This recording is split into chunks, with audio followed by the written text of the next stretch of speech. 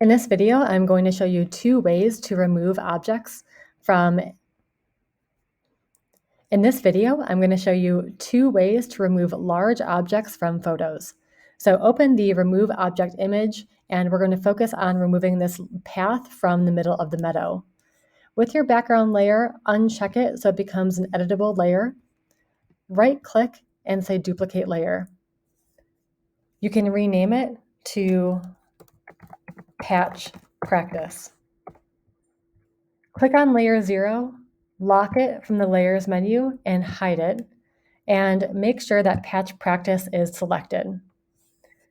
To activate the Patch tool, you're going to go to your toolbar and click on this icon. If it's hidden, click and hold and drag from the menu to click on Patch. You can also use the J button on your keyboard. From here, you're going to trace around the entire path using the Patch tool. Try to stay as close to the path as you can. And you are going to finish the selection where you started. Once the path is selected, you'll notice that your patch icon changes with an arrow. Click and hold on the selection and drag that new selection over to a different part of the screen. And what you'll notice is that patch is going to be filled in with whatever information is on the location that you dragged it to. You want to make sure that your patch is set to content aware in the options, so it can actually pick up that pixel information from the image. Once you're happy with it, you can do Control D to deselect.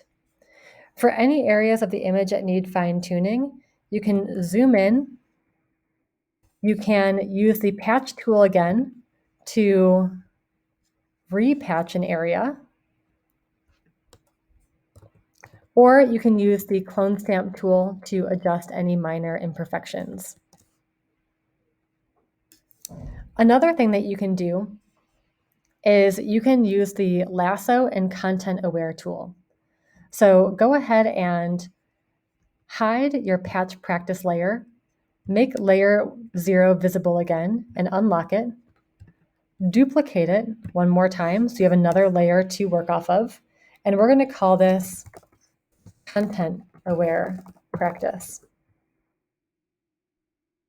I'll go back to locking my Layer 0 and locking my Patch Practice just so I don't accidentally make any adjustments.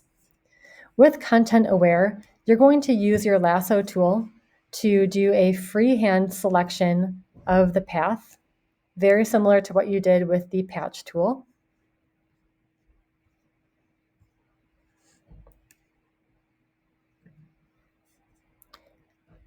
And then what you're going to do is go to Edit.